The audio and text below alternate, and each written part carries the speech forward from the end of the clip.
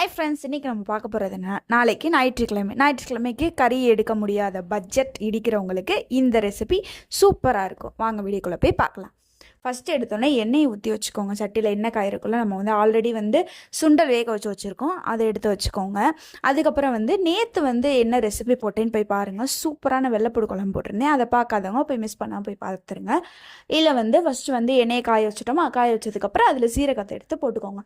போட்டுட்டு அது நல்லா பொரிஞ்சு வரட்டும். பொரிஞ்சு வந்ததுக்கப்புறம் வெங்காயத்தை நம்ம பொடி பொடியாக கட் பண்ணி வச்சுக்கலாம். அந்த வெங்காயத்தை எல்லாத்தையுமே அதில் போட்டுடணும். போட்டு அது நல்லா ஃப்ரை ஆகிற வரை விட்டுருங்க. அதை ஒரு பக்கம். இந்த பக்கம் அரைக்கிறதுக்கு மிக்ஸி ஜார் எடுத்து தேங்காய் சில்லை நல்லா துருவி போட்டுக்கோங்க.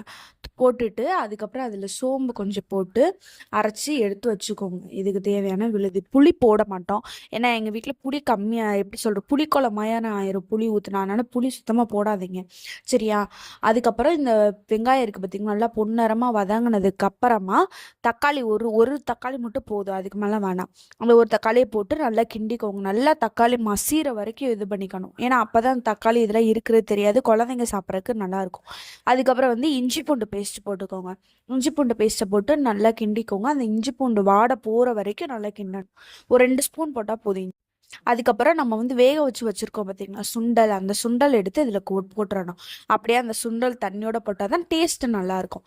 அதுக்கப்புறம் இதில் போட வேண்டிய பொடி என்னென்னா, மஞ்சள் பொடி, அப்புறம் மிளகாய் பொடி, மல்லிப்பொடி, கரம் மசாலா, கறி மசாலா, இந்த 5 பொடி தான். வேணுன்னா சொல்லுங்கள், டிஸ்கிரிப்ஷனில் நான் கொடுக்குறேன், அதில் போய் செக் பண்ணி பார்த்துக்கோங்க.